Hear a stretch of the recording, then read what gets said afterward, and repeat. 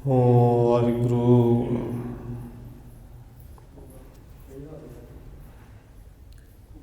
ਇੱਕ ਓੰਕਾਰ ਸਤਿਨਾਮ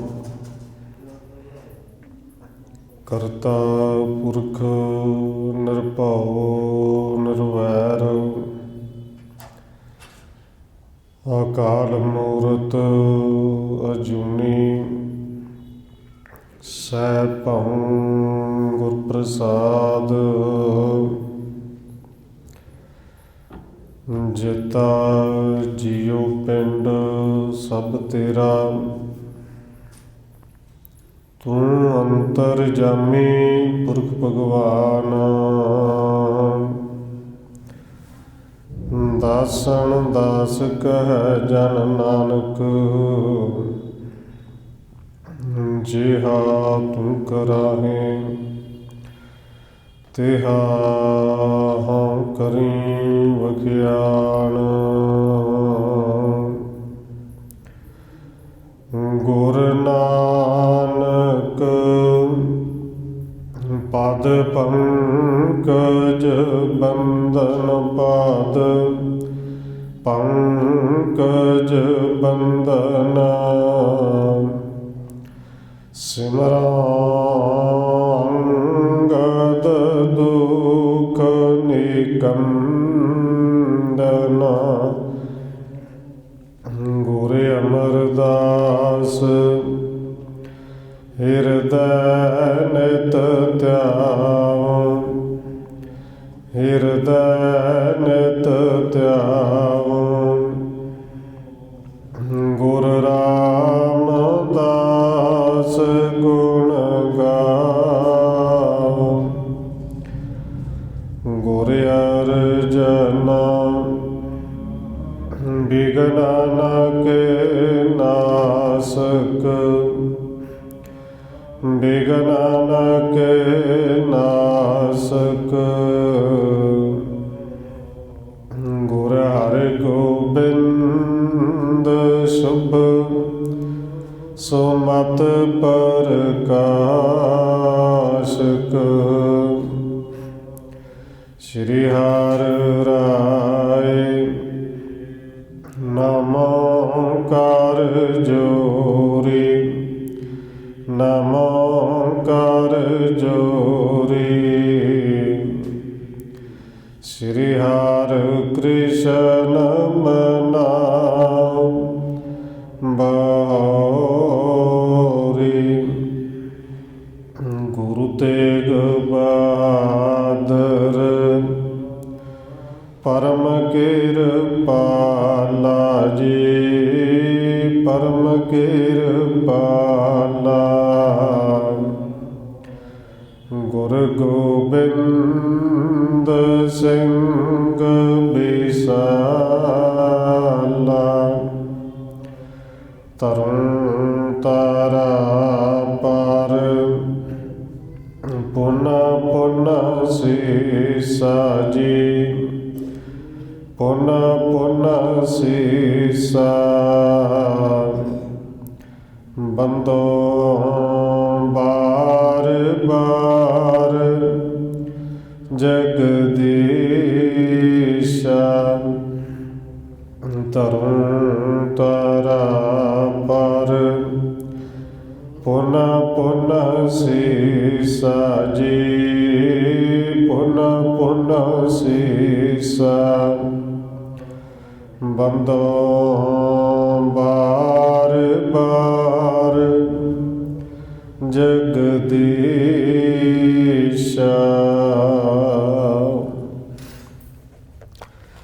ਜਿਸ ਮਹਿ ਅੰਮ੍ਰਿਤ ਗਿਆਨ ਹੈ, ਮਾਣਕ ਭਗਤ ਬੈਰਾਗ। ਸ਼੍ਰੀ ਗੁਰੂ ਗ੍ਰੰਥ ਸਾਹਿਬ ਉਦਦ, ਬੰਦੋ ਕਰ ਅਨੁਰਾਗ। ਏਕ ਓੰਕਾਰਾ ਸਤਿਗੁਰੂ, ਜਿਹ ਪ੍ਰਸਾਦ ਸਚ ਹੋਏ। ਵਾਹਿਗੁਰੂ ਜੀ ਕੀ ਫਤਿਹ ਹੈ।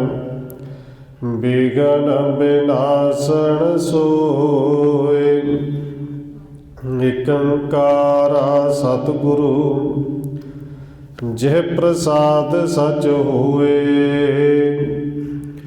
ਵਾਹਿਗੁਰੂ ਜੀ ਕੀ ਫਤਿਹ ਹੈ। ਬਿਗਨ ਬਿਨਾਸਣ ਸੋਏ।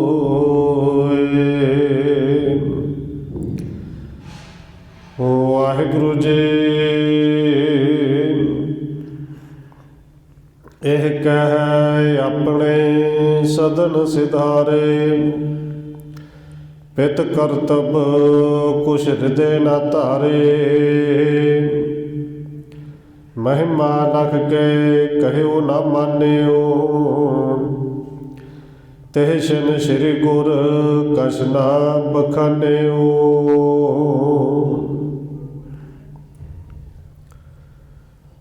ਪਰਮ ਸਨਮਾਨਯੋਗ ਸਤਿਗੁਰੂ ਚਵਰ ਛਤਰ ਤਖਤ ਦੇ ਮਾਲਕ ਹਾਜ਼ਰਾ ਹਜ਼ੂਰ ਜਹਰਾ ਜਹੂਰ ਸ਼ਬਦ ਗੁਰੂ ਜੁਗੋਂ ਜੁਗ ਅਟਲ ਸਤਿਗੁਰੂ ਧੰਨ ਸ਼੍ਰੀ ਗੁਰੂ ਗ੍ਰੰਥ ਸਾਹਿਬ ਮਹਾਰਾਜ ਸੱਚੇ ਪਾਤਸ਼ਾਹ ਜੀ ਦੀ ਪਾਵਨ ਪਵਿੱਤਰ ਹਜ਼ੂਰੀ ਅੰਦਰ ਜੁੜ ਬੈਠੇ ਸਤਸੰਗੀ ਜਨੋ, ਆਪ ਜੀ ਵੱਡੇ ਭਾਗਾਂ ਵਾਲੇ ਹੋ ਜੋ ਸਤਿਕਾਰਯੋਗ ਪੂਜਨੀਕ ਧੰਨ ਮਾਤਾ ਰਾਜਕੌਰ ਜੀ ਦੇ ਪਾਵਨ ਅਸਥਾਨ ਗੁਰਦੁਆਰਾ ਮੰਜੀ ਸਾਹਿਬ ਵਿਖੇ ਸ਼ਾਮਾਂ ਦੇ ਦੀਵਾਨਾਂ ਦੀਆਂ ਹਾਜ਼ਰੀਆਂ ਭਰ ਰਹੇ ਹੋ। ਆਓ ਰੋਜ਼ਾਨਾ ਦੀ ਤਰ੍ਹਾਂ ਧੰਨ ਗੁਰੂ ਨਾਨਕ ਦੇਵ ਸੱਚੇ ਪਾਤਸ਼ਾਹ ਜੀ ਦੀ ਅਤੇ ਧੰਨ ਗੁਰੂ ਅੰਗਦ ਦੇਵ ਮਹਾਰਾਜ ਜੀ ਦੀ ਚੱਲ ਰਹੀ ਲੜੀਵਾਰ ਇਤਿਹਾਸ ਕਥਾ ਦੇ ਨਾਲ ਅਗਲੇਰੀ ਸਾਂਝ ਪਾਉਣ ਤੋਂ ਪਹਿਲਾਂ ਅਸੀਸ ਬਖਸ਼ਿਸ਼ ਕਰੋ ਜੀ। ਰਸਨਾ ਨੂੰ ਕਰੋ ਪਵਿੱਤਰ, ਜਿਤਨੇ ਵੀ ਜੁੜ ਬੈਠੇ ਹੋ ਲਵਾਓ ਹਾਜ਼ਰੀ, ਆਖੋ ਜੀ ਵਾਹਿਗੁਰੂ ਜੀ ਕਾ ਖਾਲਸਾ ਵਾਹਿਗੁਰੂ ਜੀ ਕੀ ਫਤਿਹ। ਇਹ ਕਹਿ ਆਪਣੇ ਸਦਨ ਸਿਧਾਰੇ, ਪਿਤ ਕਰਤਬ ਕੁਛ ਹਿਰਦੇ ਨਾ ਧਾਰੇ। ਕਵੀ ਰਾਜ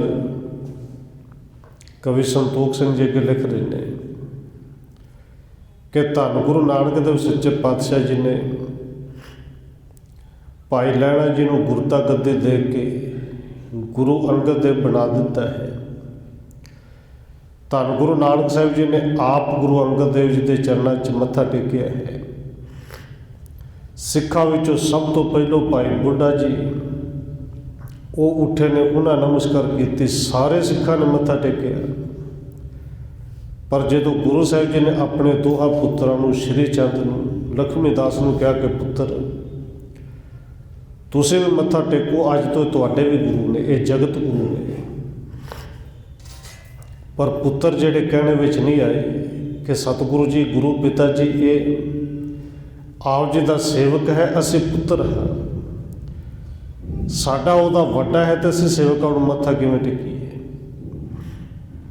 ਹੁਣ ਅੱਗੇ ਕਵੀ ਰਾਜ ਜੀ ਲਿਖ ਰਹੇ ਨੇ ਕਿ ਇਹ ਕਹੇ ਆਪਣੇ ਸਦਨ ਸਿਧਾਰੇ, ਪਿਤ ਕਰਤਬ ਕੁਛ ਹਿਰਦੇ ਨਾ ਧਾਰੇ।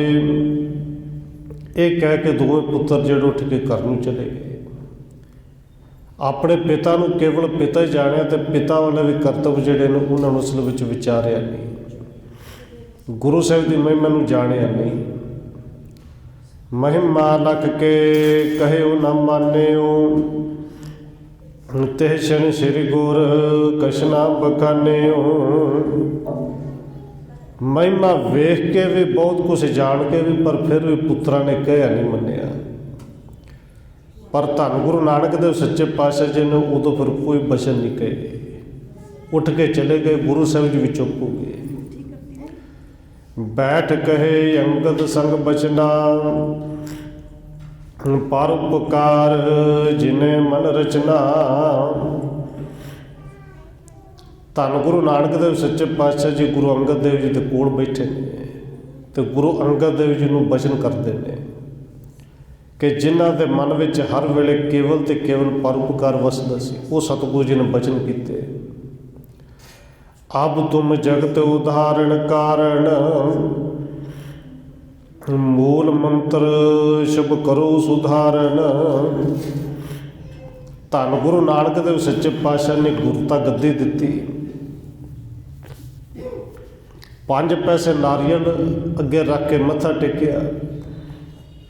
ਹੁਣ ਜਿੰਨੇ ਧੰਨ ਗੁਰੂ ਨਾਨਕ ਦੇਵ ਜੀ ਦੀ ਬਾਣੀ ਸੀ, ਉਹ ਬਾਣੀਆਂ ਵਾਲੀਆਂ ਪੋਥੀਆਂ ਧੰਨ ਗੁਰੂ ਅੰਗਦ ਦੇਵ ਜੀ ਨੂੰ ਦੇ ਕੇ ਕਹਿੰਦੇ ਨੇ ਕਿ ਤੁਸੀਂ ਜਗ ਦਾ ਉਦਾਹਰਨ ਕਰਨ ਵਾਸਤੇ ਅੱਜ ਤੋਂ ਜਗਤ ਗੁਰੂ ਹੋ। ਤੇ ਇਹ ਸਤਿਗੁਰੂ ਜੀ, ਤੁਸੀਂ ਸਾਡੀ ਬਾਣੀ ਨੂੰ ਪੜ੍ਹਿਆ ਹੈ, ਸੁਣਿਆ ਹੈ, ਤੇ ਸਭ ਤੋਂ ਪਹਿਲਾਂ ਜਿਹੜਾ ਮੂਲ ਮੰਤਰ ਹੈ, ਧੰਨ ਗੁਰੂ ਅੰਗਦ ਦੇਵ ਜੀ ਨੂੰ ਕਹਿੰਦੇ ਨੇ ਕਿ ਭਾਈ ਸਾਨੂੰ ਉਹ ਮੂਲ ਮੰਤਰ ਜਿਹੜਾ ਐਨ ਸੁਧਾਰ ਕੇ, ਸ਼ੁੱਧ ਕਰਕੇ, ਉਚਾਰਨ ਕਰਕੇ ਸੁਣਾਓ। ਮਮ ਬਾਣੀ ਗੁਣ ਖਾਨੀ ਦੇਖਾ, ਲੀਜੈ ਬੀਨੈ ਬੀਨ ਵਿਸੇਖਾ। ਧੰਨ ਗੁਰੂ ਨਾਨਕ ਦੇਵ ਜੀ ਕਹਿੰਦੇ ਨੇ ਅੰਗਦ ਦੇਵ ਜੀ ਕਿ ਇਹ ਗੁਣਾ ਦੀ ਖਾਣ ਤੁਸੀਂ ਮੇਰੀ ਬਾਣੀ ਨੂੰ ਵੇਖਿਆ ਹੈ, ਸੁਣਿਆ ਹੈ, ਔਰ ਇਹ ਬਾਣੀ ਹੈ, ਇਹ ਪੁੱਤੀਆਂ ਨੇ, ਇਹਨਾਂ ਦੇ ਵਿੱਚੋਂ ਚੁਣ ਚੁਣ ਕੇ ਸਾਨੂੰ ਸ਼ਬਦ ਜਿਹੜੇ ਨੇ ਉਚਾਰਨ ਕਰਕੇ ਸੁਣਾਓ। ਹਮੇ ਸੁਣਾਵਤ ਜਾਓ ਉਚਾਰਾ, ਬੰਦ ਮਿਰਜਾਤ ਕਰੋ ਉਪਕਾਰਾ। ਮੂਲ ਮੰਤਰ ਤੋਂ ਸ਼ੁਰੂ ਹੋ ਜਾਓ ਤੇ ਸਾਨੂੰ ਇਹ ਬਾਣੀ ਜਿਹੜੇ ਨੇ ਉਚਾਰਨ ਕਰਕੇ ਸੁਣਾਉਂਦੇ ਜਾਓ।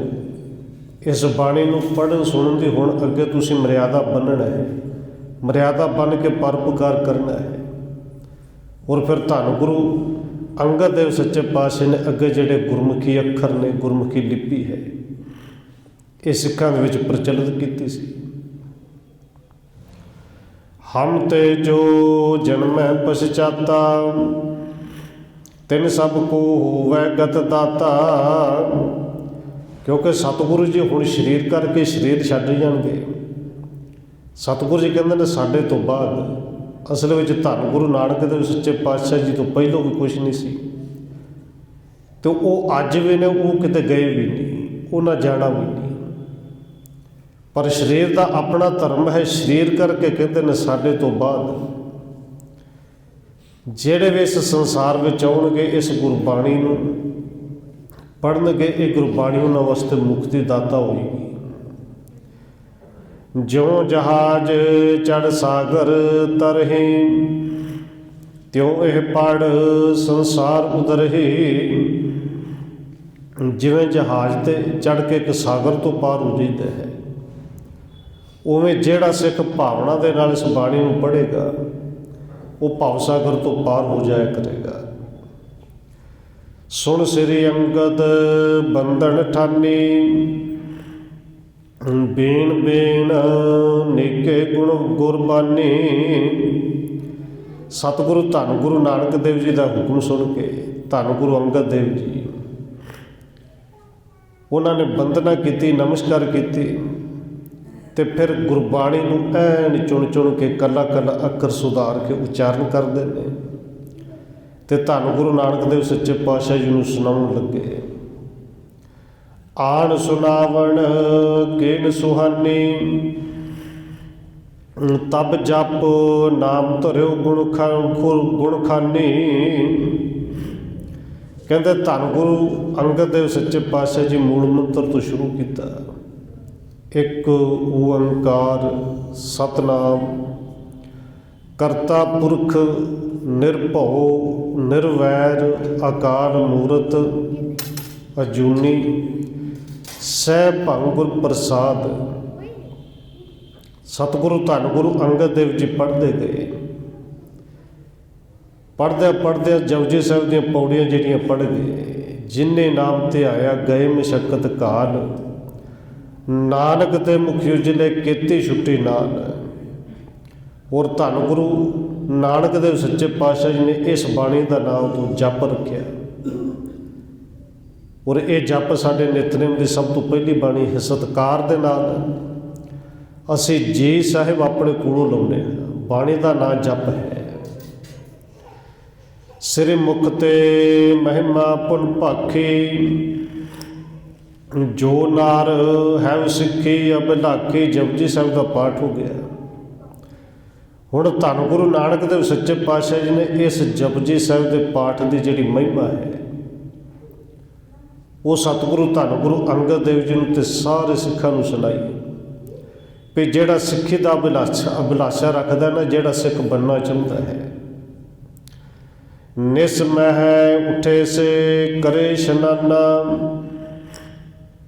ਜਪ ਪੜ ਹੈ ਇੱਕ ਚਿਤ ਸਬਦਾਨਾ। ਉਹ ਪੈਰ ਰਾਤ ਰਹਿੰਦੇ ਉੱਠ ਕੇ ਸਭ ਤੋਂ ਪਹਿਲਾਂ ਇਸ਼ਨਾਨ ਕਰੇ, ਕਿਉਂਕਿ ਧੰਨ ਗੁਰੂ ਨਾਨਕ ਦੇਵ ਸੱਚੇ ਪਾਤਸ਼ਾਹ ਜੀ ਨੇ ਇਹ ਨਿਤਨੇਮ ਦੀ ਮਰਿਆਦਾ ਉੱਥੇ ਕਰਤਾਰਪੁਰ ਸਾਹਿਬ ਦੇ ਵਿੱਚ ਪਹਿਲੋਂ ਬੰਨ੍ਹ ਦਿੱਤੀ ਸੀ, ਅੱਜ ਫਿਰ ਦਰਉਂਦੇ ਨੇ। ਜਿਹੜਾ ਸਿੱਖੀ ਦੀ ਅਭਿਲਾਸ਼ਾ ਰੱਖਦਾ ਪੈਰ ਰਾਤ ਉੱਠ ਕੇ ਇਸ਼ਨਾਨ ਕਰੇ, ਫਿਰ ਐਨ ਇਕਾਗਰ ਹੋ ਕੇ ਸਾਵਧਾਨ ਹੋ ਕੇ ਜਪਜੀ ਸਾਹਿਬ ਦਾ ਪਾਠ ਪੜ੍ਹੇ। ਤੇ ਕੱਲਾ ਪਾਠ ਪੜ੍ਹੇ ਹੀ ਨਾ, ਅਰਥ ਵਿਚਾਰ ਕਰੇ ਉਰ ਮਾਹੀ, ਮੁਕਤ ਹੋਏ ਸੋ ਸੰਸੇ ਨਾਹੀ। ਔਰ ਸਤਿਗੁਰੂ ਧੰਨ ਗੁਰੂ ਰਾਮਦਾਸ ਜੀ ਦਾ ਪਾਵਨ ਬਚਨ ਗੁਰਬਾਣੀ ਦੇ ਵਿੱਚ ਵੀ ਹੈ ਕਿ ਪੈਰ ਰਾਤ ਰਹਿੰਦਿਆਂ ਅੰਮ੍ਰਿਤ ਵੇਲੇ ਉੱਠ ਕੇ ਉਦਮ ਕਰਨਾ, ਸਿੱਖ ਨੇ ਇਸ਼ਨਾਨ ਕਰਨਾ, ਗੁਰੂ ਕਾ ਸਿੱਖ ਹੈ ਹੀ ਉਹ। ਔਰ ਇਹ ਪਾਵਨ ਪੰਕਤੀ ਆਪ ਸਭ ਨੂੰ ਚੇਤੇ ਹੈ, ਗੁਰ ਸਤਿਗੁਰੂ ਕਾ ਜੋ ਸਿੱਖ ਅਖਾਏ, ਸੋ ਭਲਕੈ ਉਠ ਹਰ ਨਾਮ ਤੇ ਆਵੈ। ਫਿਰ ਕਹਿੰਦੇ ਨੇ ਉਦਮ ਕਰੇ ਭਲਕੇ ਪ੍ਰਭਾਤੀ। ਇਹ ਭਲਕੇ ਪ੍ਰਭਾਤੀ ਅੰਮ੍ਰਿਤ ਵੇਲਾ ਪੈਰ ਰਾਤ ਰਹਿੰਦੇ ਆ ਇਸ਼ਨਾਨ ਕਰੇ, ਅੰਮ੍ਰਿਤਸਰ ਨਹਾਵੇ। ਜਿਹੜਾ ਸਿੱਖ ਹੈ ਉਹਦੇ ਵਾਸਤੇ ਸਭ ਤੋਂ ਪਹਿਲੀ ਮਰਿਆਦਾ ਹੈ ਇਹ। ਧੰਨ ਗੁਰੂ ਨਾਨਕ ਦੇਵ ਸੱਚੇ ਪਾਤਸ਼ਾਹ ਜਿੱਥੇ ਦੱਸ ਰਹੇ ਨੇ, ਕਵੀ ਸੰਤੋਖ ਸਿੰਘ ਜੀ ਲਿਖ ਰਹੇ ਨੇ ਕਿ ਕੱਲਾ ਜਪਜੀ ਸਾਹਿਬ ਪੜ੍ਹੇ ਹੀ ਨਾ, ਅਰਥ ਵਿਚਾਰ ਕਰੇ ਉਰ ਮਾਹੀ, ਮੁਕਤ ਹੋਏ ਸੋ ਸੰਸੇ ਨਾਹੀ। ਜਪਜੀ ਸਾਹਿਬ ਦਾ ਪਾਠ ਕਰਦਿਆਂ ਮਨ ਦੇ ਵਿੱਚ ਉਹਦੇ ਅਰਥਾਂ ਦੇ ਵਿਚਾਰ ਵੀ ਕਰੇ, ਤੇ ਫਿਰ ਇਕੱਲੇ ਵਿਚਾਰ ਕਰੇ ਹੀ ਨਾ, ਕਿਉਂਕਿ ਵਿਚਾਰ ਤਾਂ ਜੇ ਬਹੁਤ ਕੀਤੀ ਜਾਂਦੀ, ਸੁਣੀ ਬਹੁਤ ਜਾਂਦੀ ਹੈ। ਉਸ ਵਿਚਾਰ ਦੇ ਮੁਤਾਬਕ ਆਪਣੇ ਜੀਵਨ ਨੂੰ ਫਿਰ ਢਾਲ ਵੀ ਲਵੇ, ਉਸ ਮੁਤਾਬਕ ਚੱਲੇ ਵੀ। ਤੇ ਜਿਹੜਾ ਉਸ ਮੁਤਾਬਕ ਚੱਲ ਪਏਗਾ, ਸਤਿਗੁਰੂ ਜੀ ਕਹਿੰਦੇ ਨੇ ਮੁਕਤ ਹੋਏ ਸੋ ਸੰਸੇ ਨਾਹੀ, ਉਹ ਜੀਵਨ ਮੁਕਤ ਹੋ ਜਾਏਗਾ। ਇਹਦੇ ਵਿੱਚ ਕੋਈ ਸ਼ੰਕਾ ਨਹੀਂ, ਕੋਈ ਸ਼ੱਕ ਨਹੀਂ। ਜਪਜੇ ਸੇਵਨ ਪ੍ਰੀਤ ਸੋ ਜਾਹੀ, ਮਮ ਸਮੀਪ ਪ੍ਰਾਪਤ ਹੋਏ ਤਾਹੀ। ਸਤਿਗੁਰੂ ਜੀ ਕਹਿੰਦੇ ਨੇ ਜਪਜੀ ਸਾਹਿਬ ਦਾ ਸੇਵਨ, ਜਪਜੀ ਸਾਹਿਬ ਦਾ ਪਾਠ ਜਿਹੜਾ ਪ੍ਰੀਤ ਦੇ ਨਾਲ ਕਰੇਗਾ, ਜਪਜੀ ਸਾਹਿਬ ਦੇ ਵਿੱਚ ਜਿੰਦੀ ਪ੍ਰੀਤ ਹੋਵੇਗੀ, ਉਹ ਬਿਲਕੁਲ ਸਾਡੇ ਨਾਲ ਹੀ ਹੋਵੇਗਾ, ਸਾਡੇ ਕੋਲ ਹੀ ਹੋਵੇਗਾ, ਸਾਡੇ ਨਿਕਟਤਾ ਉਹਨੂੰ ਪ੍ਰਾਪਤ ਹੋਵੇਗੀ। ਧਰੇ ਕਾਮਨਾ ਪੜ ਹੈ ਇੱਕ ਮਨ, ਹੋਏ ਸੰਪੂਰਨ ਤਿਹ ਕੇ ਤਤਸਿਨ। ਇੱਕ ਚਿੱਤ ਜਿਹੜਾ ਹੋ ਕੇ ਬਾਣੀ ਨੂੰ ਪੜ੍ਹੇ, ਜਪਜੀ ਸਾਹਿਬ ਨੂੰ ਖਾਸ ਕਰਕੇ ਪੜ੍ਹੇ, ਉਹਦੀ ਕੋਈ ਵੀ ਕਾਮਨਾ ਹੋਵੇ ਮਨ ਦੇ ਵਿੱਚ, ਗੁਰੂ ਸਾਹਿਬ ਜੀ ਕਹਿੰਦੇ ਨੇ ਇੱਕ ਚਿੱਤ ਪੜ੍ਹ ਕੇ ਜਪਜੀ ਸਾਹਿਬ ਦਾ ਪਾਠ ਕਰ ਲਵੇ, ਉਸੇ ਵੇਲੇ ਉਹ ਕਾਮਨਾ ਜ਼ਰੂਰ ਪੂਰੀ ਹੋਵੇਗੀ। ਪਰ ਚਿੱਤ ਇੱਕ ਹੋਵੇ ਪੜ੍ਹਨ ਲੱਗਿਆ। ਔਰ ਇਸੇ ਨੂੰ ਤਾਂ ਗੁਰੂ ਸਾਹਿਬ ਜੀ ਨੇ ਪਾਵਨ ਬਚਨ ਕਹੇ ਸੇ ਜਪਜੀ ਸਾਹਿਬ। ਇਹ ਤਾਂ ਫਿਰ ਵੀ ਸਤਿਗੁਰੂ ਜੀ ਦੀ ਕਿਰਪਾ ਹੈ। ਔਰ ਗੁਰੂ ਸਾਹਿਬ ਤੇ ਇੱਥੋਂ ਤੱਕ ਕਹਿੰਦੇ ਨੇ ਇੱਕ ਚਿੱਤ ਜੇ ਇੱਕ ਛਿਨ ਧਿਆਇਓ, ਕਾਲ ਪਾਸ ਕੇ ਬੀਚ ਨਾ ਆਇਓ। ਜਿਹਨੇ ਇੱਕ ਚਿੱਤ ਹੋ ਕੇ ਇੱਕ ਛਿਨ ਵੀ ਕਿਤੇ ਜਪ ਲਿਆ, ਧਿਆ ਲਿਆ, ਉਰੇ ਤੇ ਸਤਿਗੁਰੂ ਜੀ ਕਹਿੰਦੇ ਨੇ ਇੱਕ ਚਿੱਤ ਹੋ ਕੇ ਜਿਹਨੇ ਸੰਪੂਰਨ ਜਪਜੀ ਸਾਹਿਬ ਦਾ ਪਾਠ ਕਰ ਲਿਆ, ਉਸੇ ਵੇਲੇ ਸਾਰੀਆਂ ਕਾਮਨਾਵਾਂ ਉਸੇ ਵੇਲੇ ਪੂਰੀਆਂ ਹੋਣਗੀਆਂ। ਜੰਤਰ ਮੰਤਰ ਪੁਣ ਤੰਤਰ ਮਹਾਨਾ, ਭੂਤ ਜੇ ਪ੍ਰੇਤ ਦੈਤ ਬਲਵਾਨਾ। ਔਰ ਜਪਜੀ ਸਾਹਿਬ ਦੀਆਂ ਸਾਖੀਆਂ ਸਾਡੇ ਇਤਿਹਾਸ ਵਿੱਚ ਬੜੀਆਂ ਨੇ। ਛੇਵੇਂ ਪਾਤਸ਼ਾਹ ਦੇ ਸਮੇਂ ਆਪ ਜੀ ਨੇ ਸਾਖੀ ਸੁਣੀ ਹੈ ਕਿ ਜਦੋਂ ਗੁਰੂ ਸਾਹਿਬ ਜੀ ਕਹਿੰਦੇ ਨੇ ਭਾਈ ਕੋਈ ਸਿੱਖ ਸ਼ੁੱਧ ਪਾਠ ਸੁਣਾਏ ਜਪਜੀ ਸਾਹਿਬ ਦਾ, ਭਾਈ ਗੋਪਾਲਾ ਜੀ ਪਾਠ ਸੁਣਾਉਂਦੇ ਨੇ, ਪਾਠ ਸੁਣਾਉਂਦੇ ਗਏ ਬਿਲਕੁਲ ਇੱਕ ਚਿੱਤ ਹੋ ਕੇ ਸੁਣਾਇਆ। ਪਰ ਜਦੋਂ ਕਿਤੇ ਸ਼ਲੋਕ ਸ਼ੁਰੂ ਕੀਤਾ, ਮਨ ਦੇ ਵਿੱਚ ਵਿਚਾਰ ਜਿਹੜੀ ਸੀ ਇੱਧਰ ਭਾਈ ਗੋਪਾਲਾ ਦੇ ਬਦਲਣੀ ਸ਼ੁਰੂ ਹੋ ਗਈ, ਉੱਧਰ ਧੰਨ ਗੁਰੂ ਹਰਗੋਬਿੰਦ ਸਾਹਿਬ ਜੀ ਆਪਣੇ ਗੁਰਤਾ ਗੱਦੀ ਛੱਡ ਕੇ ਇੱਕ ਪਾਸੇ ਹੋ ਗਏ ਸਨ। ਇੰਨਾ ਸ਼ੁੱਧ ਪਾਠ ਸੁਣਾਇਆ ਤੇ ਗੁਰਗੱਦੀ ਦਾ ਹੱਕਦਾਰ ਹੈ। ਪਰ ਭਾਈ ਗੋਪਾਲਾ ਜੀ ਦੇ ਮਨ ਵਿੱਚ ਵਿਚਾਰ ਕੀ ਆ ਗਈ ਕਿ ਜੇ ਗੁਰੂ ਸਾਹਿਬ ਜੀ ਆ ਫਲਾਣਾ ਘੋੜਾ ਮੈਨੂੰ ਦੇ ਦੇਣ, ਜੇ ਪਾਠ ਸ਼ੁੱਧ ਲੱਗੇ, ਜੇ ਮੇਰੇ ਤੇ ਖੁਸ਼ ਹੋ ਜਾਣ, ਘੋੜਾ ਦੇ ਦੇਣ, ਸਵਾਰੀ ਬਣ ਗਈ। ਸਤਿਗੁਰੂ ਜੀ ਗੁਰਤਾ ਗੱਦੀ ਤੇ ਆਪਣੀ ਤੇ ਫਿਰ ਬਿਰਾਜਮਾਨ ਹੋਏ ਔਰ ਕਹਿੰਦੇ ਭਾਈ ਗੋਪਾਲਾ ਕਿ ਬੜੀ ਛੋਟੀ ਮੰਗ ਰੱਖੀ, ਅਸੀਂ ਤਾਂ ਗੁਰੂ ਨਾਨਕ ਸਾਹਿਬ ਦਾ ਘਰ ਹੀ ਤੇਰੇ ਹਵਾਲੇ ਕਰਨ ਲੱਗੇ ਸੀ। ਔਰ ਇੱਥੇ ਗੁਰੂ ਸਾਹਿਬ ਜੀ ਕਹਿੰਦੇ ਨੇ ਇੱਕ ਚਿੱਤ ਹੋ ਕੇ ਜੋ ਵੀ ਕਾਮਨਾ ਹੋਵੇਗੀ ਉਸੇ ਵੇਲੇ ਪੂਰੀ ਹੋਵੇਗੀ। ਔਰ ਇਕੱਲੀ ਕਾਮਨਾ ਹੀ ਨਹੀਂ, ਅੱਗੇ ਪਾਵਨ ਬਚਨ ਕਰਦੇ ਨੇ, ਜੰਤਰ ਮੰਤਰ ਪੁਣ ਤੰਤਰ ਮਹਾਨਾ। ਇਹ ਜਿੰਨੇ ਜੰਤਰ ਮੰਤਰ ਨੇ, ਵੈਸੇ ਜੰਤਰ ਕਿਹਨੂੰ ਕਹਿੰਦੇ ਨੇ ਜੀ? ਜੰਤਰ ਕੋਈ ਵੀ ਚੀਜ਼, ਕਿਸੇ ਮਸ਼ੀਨ ਨੂੰ ਜੰਤਰ ਕਿਹਾ ਜਾ ਸਕਦਾ ਹੈ। ਇਹ ਮਾਈਕ ਹੈ, ਇਹਨੂੰ ਜੰਤਰ ਕਿਹਾ ਜਾ ਸਕਦਾ ਹੈ। ਕੋਈ ਵੀ ਚੀਜ਼ ਜੋ ਜੰਤਰ ਹੈ। ਮੰਤਰ ਕੀ ਹੈ? ਜੋ ਕੁਛ ਮੂੰਹ ਤੋਂ ਬੋਲਣਾ ਹੈ ਔਰ ਇਹ ਬੋਲ ਕੇ ਕਿਸੇ ਚੀਜ਼ ਦੇ ਉੱਤੇ ਕੀਤਾ ਹੋਇਆ ਮੰਤਰ, ਉਹਨੂੰ ਕਿਹਾ ਜਾਂਦਾ ਤੰਤਰ, ਜਿਹਨੂੰ ਟੂਣਾ ਸ਼ਬਦ ਵਰਤਿਆ ਜਾਂਦਾ ਹੈ।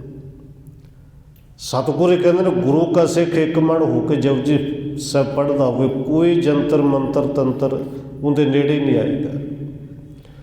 ਭੂਤ ਜੇ ਪ੍ਰੇਤ ਦੈਤ ਬਲਵਾਨਾ। ਜੰਤਰ ਮੰਤਰ ਕੀ ਵੱਡੇ ਵੱਡੇ ਭੂਤ ਪ੍ਰੇਤ ਜਿਹੜੇ ਨੇ ਹੁੰਦੇ ਹੋਣਗੇ, ਪਰ ਗੁਰੂ ਸਾਹਿਬ ਜੀ ਕਹਿੰਦੇ ਨੇ ਗੁਰੂ ਕਾ ਸਿੱਖ ਜਿਹੜਾ ਜਪਜੀ ਸਾਹਿਬ ਪੜ੍ਹਦਾ ਇਹਦੇ ਨੇੜੇ ਨਹੀਂ ਆਉਣਗੇ। ਔਰ ਧੰਨ ਗੁਰੂ ਅਮਰਦਾਸ ਸੱਚੇ ਪਾਤਸ਼ਾਹ ਜੀ ਉਹਨਾਂ 'ਤੇ ਕਿਰਪਾ ਵੀ ਕੀਤੀ ਸੀ। ਇੱਕ ਮਾਈ ਲੈ ਕੇ ਆਈ ਸੀ ਨਾ ਆਪਣੇ ਪੁੱਤਰ ਨੂੰ ਕਿ ਸਤਿਗੁਰੂ ਜੀ ਇਹਨੂੰ ਭੂਤ ਚੰਬੜ ਗਿਆ ਹੈ। ਸਤਿਗੁਰੂ ਜੀ ਨੇ ਪੁੱਛਿਆ ਕਿ ਮਾਈ ਨਸ਼ਾ ਕਰਦਾ ਹੈ? ਮਾਈ ਨੇ ਕਿਹਾ ਕਿ ਸ਼ਰਾਬ ਪੀਂਦਾ ਹੈ ਔਰ ਬਹੁਤੇ ਜ਼ਿਆਦਾ ਪੀਂਦਾ ਹੈ। ਸਤਿਗੁਰੂ ਜੀ ਕਹਿੰਦੇ ਮਾਈ ਕਦੇ ਨੂੰ ਜਪਜੀ ਸਾਹਿਬ ਸੁਣਾਏ? ਸਤਿਗੁਰੂ ਜੀ ਪੁੱਛਦੇ ਨੇ ਪੁੱਤਰ ਕਦੇ ਜਪਜੀ ਸਾਹਿਬ ਪੜ੍ਹਿਆ ਹੈ? ਔਰ ਅੱਗੋਂ ਜਵਾਬ ਮਿਲਿਆ ਕਿ ਸਤਿਗੁਰੂ ਜੀ ਜਪਜੀ ਸਾਹਿਬ ਹੁੰਦਾ ਕੀ ਹੈ?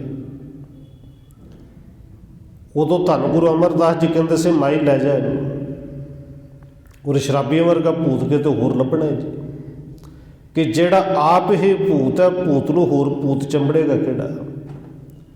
ਜਿਹਨੇ ਕਦੇ ਜਪਜੀ ਸਾਹਿਬ ਹੀ ਨਹੀਂ ਪੜ੍ਹਿਆ, ਸੁਣਿਆ ਹੀ ਨਹੀਂ, ਜਿਹਨੂੰ ਪਤਾ ਹੀ ਨਹੀਂ, ਫਿਰ ਉਸ ਘਰ ਦੇ ਵਿੱਚ ਉਹਨੂੰ ਭੂਤ ਹੀ ਚੰਬੜਨਗੇ, ਹੋਰ ਉਹਨੂੰ ਸੰਤ ਥੋੜ੍ਹੀ ਚੰਬੜ ਜਾਣਗੇ, ਸੰਤ ਥੋੜ੍ਹੀ ਆਉਣਗੇ।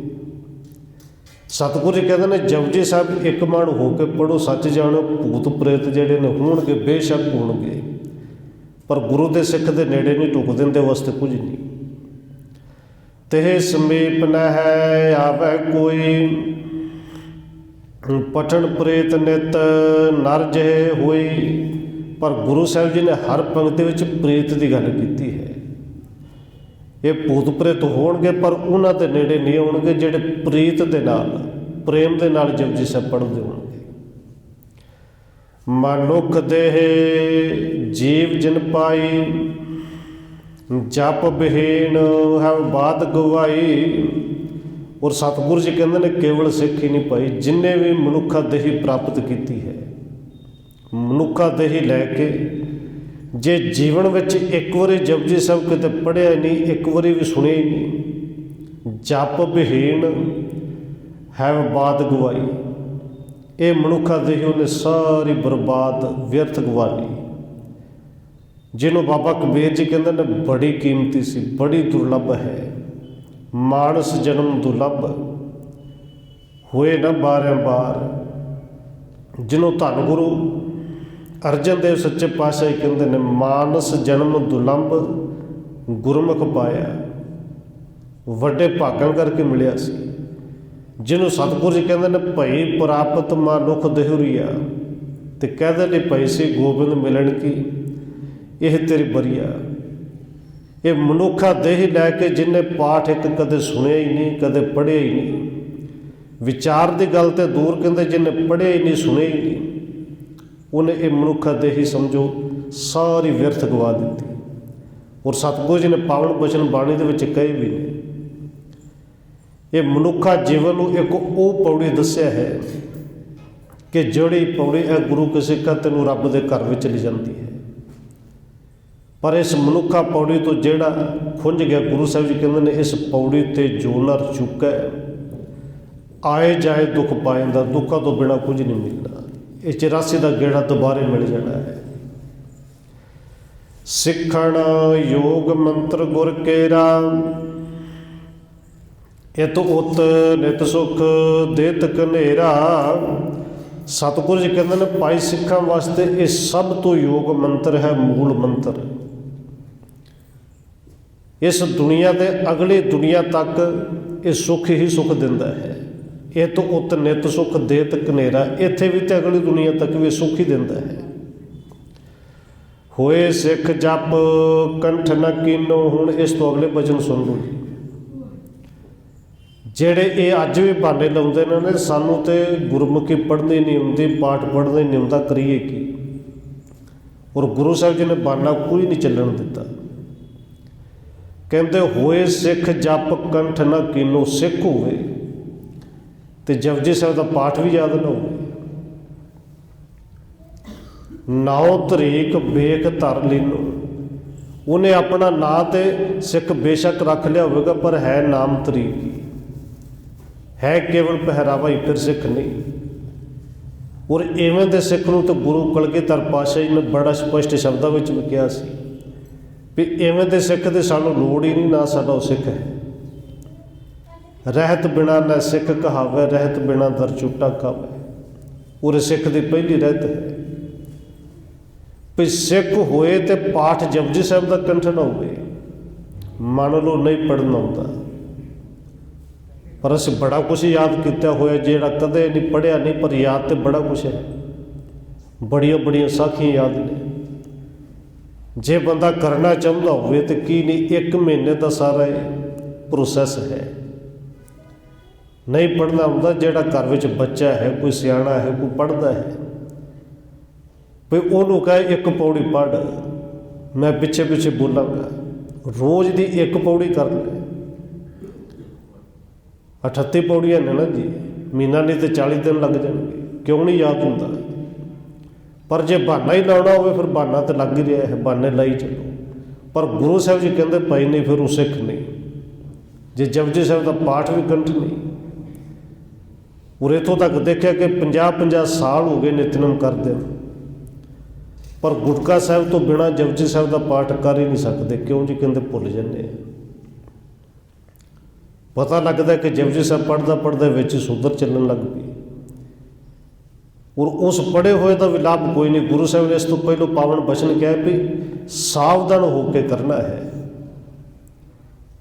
ਉਹਦੇ ਅਰਥਾਂ ਨੂੰ ਮਨ ਦੇ ਵਿੱਚ ਵਿਚਾਰਦੇ ਹੋਏ ਕਰਨਾ ਹੈ। ਇਸ ਤੇ ਔਰ ਨਾ ਕੋ ਬਿਦ ਉੱਚੀ, ਜਪ ਸੇਵਨ ਇੱਕ ਮਨ ਹੋਏ ਸੁੱਚੇ। ਧੰਨ ਗੁਰੂ ਨਾਨਕ ਦੇਵ ਸੱਚੇ ਪਾਤਸ਼ਾਹ ਜੀ ਸਾਰੇ ਸਿੱਖਾਂ ਨੂੰ ਉਪਦੇਸ਼ ਦਿੰਦੇ ਹੋਏ ਕਹਿੰਦੇ ਨੇ ਭਾਈ ਸਿੱਖੋ, ਇਸ ਤੋਂ ਉੱਚੇ ਤੇ ਇਸ ਤੋਂ ਸੌਖੀ ਵਿਧ ਹੋਰ ਕੋਈ ਨਹੀਂ ਭਵ ਸਾਗਰ ਨੂੰ ਪਾਰ ਕਰਨ ਲਈ। ਜਪਜੀ ਸਾਹਿਬ ਦਾ ਪਾਠ ਇੱਕ ਮਨ ਹੋ ਕੇ ਸਭ ਤੋਂ ਉੱਚੀ ਰੀਤ ਹੈ। ਇਸ ਕਰਕੇ ਇਹ ਇੱਕ ਚਿਤ ਹੋ ਕੇ ਕਰਨਾ ਚਾਹੀਦਾ ਹੈ। ਕਾਮ ਤੇਨ ਚਿੰਤਾ ਮਨ ਸੁਰਤਰ, ਕਰ ਨਹਿ ਸਕੇ ਆਦ ਤਿਲ ਸੰਸਰ। ਹੁਣ ਇੱਥੇ ਕਵੀ ਰਾਜ ਨੇ ਉਦਾਹਰਨਾਂ ਦਿੱਤੀਆਂ ਕਿ ਧੰਨ ਗੁਰੂ ਨਾਨਕ ਸਾਹਿਬ ਜੀ ਉਦਾਹਰਨਾਂ ਦੇ ਕੇ ਸਮਝਾਉਂਦੇ ਨੇ ਭਈ ਇੱਕ ਕਾਮ ਤੇਨ ਗਾਂ ਹੈ, ਇਹ ਮਨੌਤ ਹੀ ਹੈ ਨਾ, ਵੇਖੀ ਤੇ ਕਿਸੇ ਬਸ ਮੰਨਿਆ ਗਿਆ ਕਿ ਸਵਰਗਾਂ ਦੀ ਕੋਈ ਗਾਂ ਹੈ, ਦੇਵਤਿਆਂ ਦੀ ਗਾਂ ਹੈ, ਇਹਦੇ ਕੋਲ ਜੋ ਕੁਛ ਮਿਲੀਏ ਮਿਲ ਜਾਂਦਾ ਹੈ। ਇੱਕ ਚਿੰਤਾਮਣੀ ਹੈ, ਪੁਰਾਣਾ ਦੇ ਮੁਤਾਬਕ ਇੱਕ ਮਣੀ ਹੈ, ਰਤਨ ਹੈ। ਇਹ ਮਨ ਜੋ ਵੀ ਵਿੱਚ ਇਹਦੇ ਕੋਲ ਇਹਨੂੰ ਹੱਥ ਵਿੱਚ ਫੜ ਕੇ ਜਾਂ ਇਹਦੇ ਕੋਲ ਜਾ ਕੇ ਕੋਈ ਮੰਗਦਾ ਹੈ, ਕਹਿੰਦੇ ਚਿੰਤਾਮਣੀ ਨੂੰ ਸਾਰਾ ਕੁਛ ਦਿੰਦੀ ਹੈ। ਇਹ ਵੀ ਇੱਕ ਮਨੌਤ ਹੀ ਹੈ। ਸੁਰਤਰ ਇਹ ਕਲਪ ਰੁੱਖ ਹੈ ਜਿਹੜਾ, ਇਹ ਵੀ ਮਨੌਤ ਹੈ ਕਿ ਇਹਦੇ ਬਰਾਬਰੀ, ਇਹਦੇ ਕੋਲ ਜਾ ਕੇ ਜੋ ਕੁਛ ਮੰਗੀਏ ਵੀ ਸਭ ਕੁਛ ਦਿੰਦਾ ਹੈ। ਪਰ ਧੰਨ ਗੁਰੂ ਨਾਨਕ ਦੇਵ ਸੱਚੇ ਪਾਤਸ਼ਾਹ ਜੀ ਨੇ ਜਪਜੀ ਸਾਹਿਬ ਦੀ ਏਡੀ ਵੱਡੀ ਮਹਿਮਾ ਦੱਸੀ कि एक काम तेन गऊ चिंतामणि कल्प रुख कर नह सकै आद तिल अद्धे तिल जिन्हें बराबरी नहीं कर सकते जपजी साहिब की। एडी महानता है जपजी साहिब की। पर जे कोई एक मन हो के इन्हूं पढ़ लवे, इन्हूं विचार लवे, इन्हूं जीवन में फिर ढाल भी लवे। दोहरा महिमा बरणी अल्प में कह न जाए मत मंद। कवि संतोख सिंह जी कहते हैं इस जपजी साहिब की किन्नी को महिमा है। वैसे धन गुरु ग्रंथ साहिब की सारी बाणी जी है ना जपजी साहिब की ही व्याख्या करती है। तो कवि संतोख सिंह जी कहते हैं एडी वड्डी महानता है, मैं तुझ जी मत वाला अनजान जिहा कि मैं ये जपजी साहिब की सिफत इन्हां दी उस्तत कित्थे कर सकना। बस थोड़ी जी करके सुनाई है। ऊच अगाध अकथ है जो जपजे सुख कंद। कवि संतोख सिंह जी कहते हैं ये बहुत उच्ची बाणी है, ये अथाह है। और नाल ही शब्द वरत्या अकथ है। जपजी साहिब के अर्थ करके कोई ये ना समझ लवे कि मैनू अर्थ आ गए ने, इनके अर्थ नहीं किते जा सकते, अकथ है। पर धन गुरु नानक देव सच्चे पातशाह का हुक्म है कि विचार तू जरूर करनी जिन्नी समझ आवे उन्नी सी। क्योंकि विचार करिए अज समझ कुछ होर आई, कल कुछ अगे होर आवेगी। विचार करता रहेगा समझ आती रहेगी। पर समझ का मतलब ये नहीं कि जपजी साहिब का तू अंत पा लिया। कवि संतोख सिंह जी कहते हैं ये बाणी अकथ है, जपजे सुखां दे दाती है। मन मूरख नित प्रत जप सेव जिह को चाहे मुनि जन देव। इस करके कवि संतोख सिंह जी कहते हैं मूर्ख बना, सिफत तो नहीं की जा सकती पर इनू सदा ही सेव। ये जपजी नूं सदा ही पढ़। जेड़े जपजी साहिब नूं जिह को चाहे मुनि जन देव, देवते भी चाहुंदे ने, दैत भी चाहुंदे ने, मनुख भी चाहुंदे ने। कित बिद होवै मनुख देही सिर नानक सिੱਖੀ मग लेही। कवि संतोख सिंह जी कहते हैं जेड़े देवते भी लोचते हैं कि किते मनुखा देही सानू दोबारे मिल जाए, कदे मिलेगी। और बाबा कबीर जी तो कहते हैं मिलती नहीं, कदे नहीं मिलती। क्योंकि भावें सानू बहुत सारिया साखियां सुनाइया जांदे ने कि पिछले जन्म च ये सी, अगले जन्म च ये सी। पर बाबा कबीर जी की वो बाणी ये सारिया साखियां नूं खंडन करती है। बाबा कबीर जी कहते हैं जे रुख नालों टुटिया होया फल जे तो रुख दे नाल दोबारे लग सकता है, आपां कहांगे कि उन्होंने फैविक ला के ला देंगे। इवें तो जोड़ जिन्ने दे मर्जी ला दो पर उहदे विच रस नहीं जे भरना। जे रुख नूं फल दोबारे नहीं लग सकता डिग्गिया होया तो यह मनुखा देही भी दोबारे नहीं मिलती। वो बाबा कबीर जी का पावन बचन आप सबनों चेते है।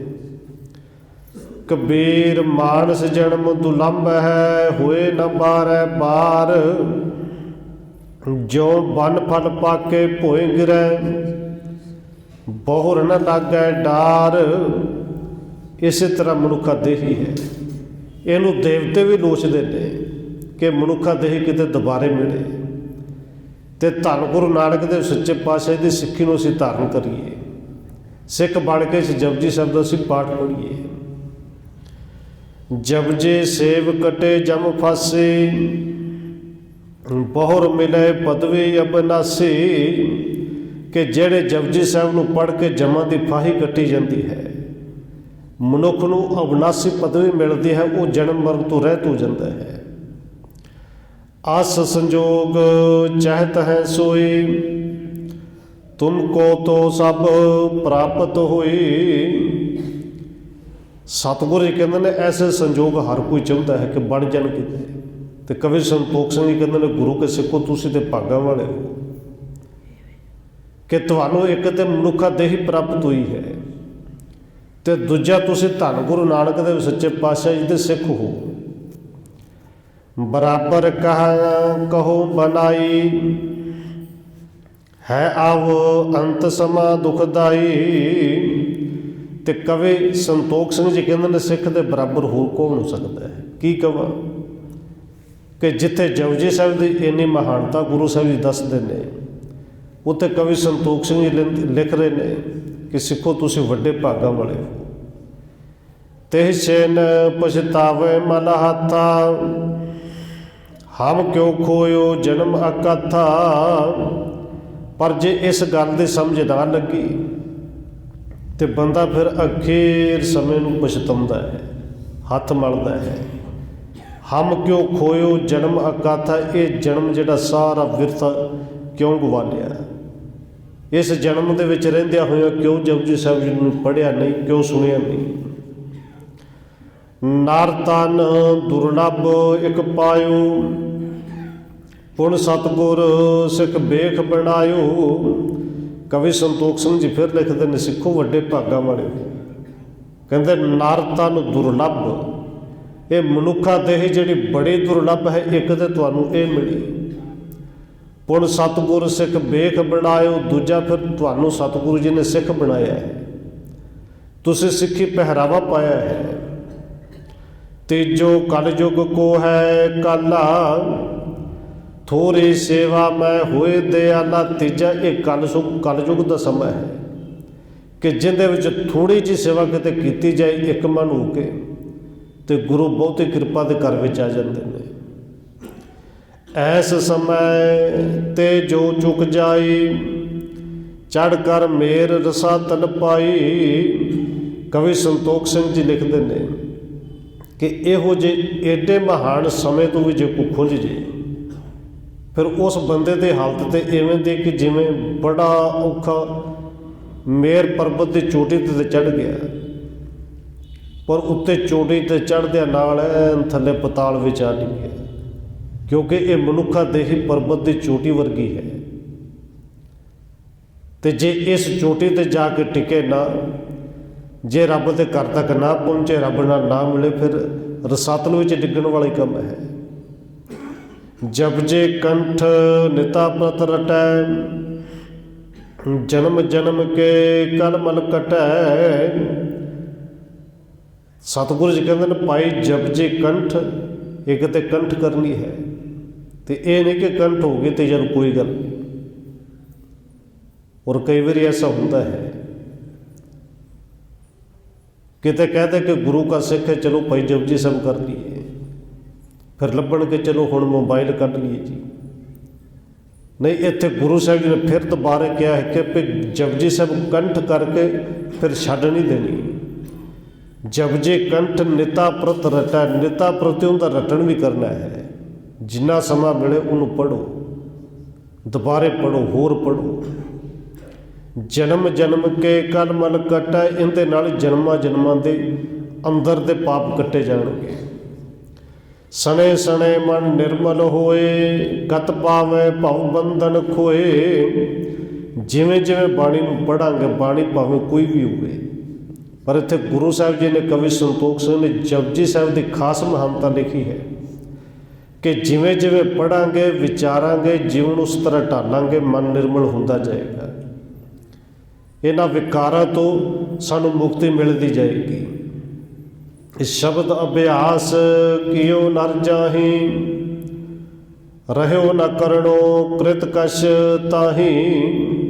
ਜਿਨ੍ਹਾਂ ਨੇ ਵੀ ਸ਼ਬਦ ਦਾ ਅਭਿਆਸ ਕੀਤਾ, ਜਿਹੜੇ ਕਰਦੇ ਨੇ, ਉਹਨਾਂ ਦਾ ਦੁਨੀਆ ਵਿੱਚ ਅਜਿਹਾ ਕੋਈ ਕੰਮ ਨਹੀਂ ਜਿਹੜਾ ਕਿਤੇ ਰੁਕ ਗਿਆ ਹੋਵੇ। ਉਹ ਕੰਮ ਭਾਵੇਂ ਸੰਸਾਰਿਕ ਹੋਵੇ ਤੇ ਭਾਵੇਂ ਪਰਮਾਰਥਿਕ ਹੋਵੇ।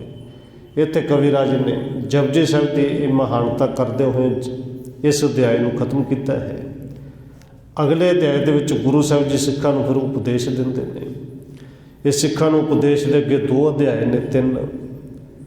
ਉਸ ਤੋਂ ਬਾਅਦ ਗੁਰੂ ਸਾਹਿਬ ਜੀ ਨੇ ਜੋਤੀ ਜੋਤ ਸਮਾਉਣਾ ਹੈ। ਇਹ ਤਕਰੀਬਨ 1 ਮਹੀਨਾ ਕੁ ਜਿਹੜਾ ਹੈ ਹੋਰ ਇਤਿਹਾਸ ਚੱਲੇਗਾ। ਫਿਰ ਧੰਨ ਗੁਰੂ ਅੰਗਦ ਦੇਵ ਜੀ ਦਾ ਸ਼ੁਰੂ ਹੋਣਾ ਹੈ। ਸਤਿਗੁਰੂ ਜੀ ਕਿਰਪਾ ਕਰਨ, ਹੋਈਆਂ ਭੁੱਲਾਂ ਦੀ ਖਿਮਾ। ਆਓ 1-2 ਮਿੰਟ ਹੋਰ ਰਸਨਾ ਦੇ ਨਾਲ ਹਾਜ਼ਰੀ ਲਵਾਈਏ, ਫਿਰ ਸਮਾਪਤੀ ਹੈ ਜੀ। ਵਾਹਿਗੁਰੂ ਵਾਹਿਗੁਰੂ ਵਾਹਿਗੁਰੂ। ਵਾਹਿਗੁਰੂ।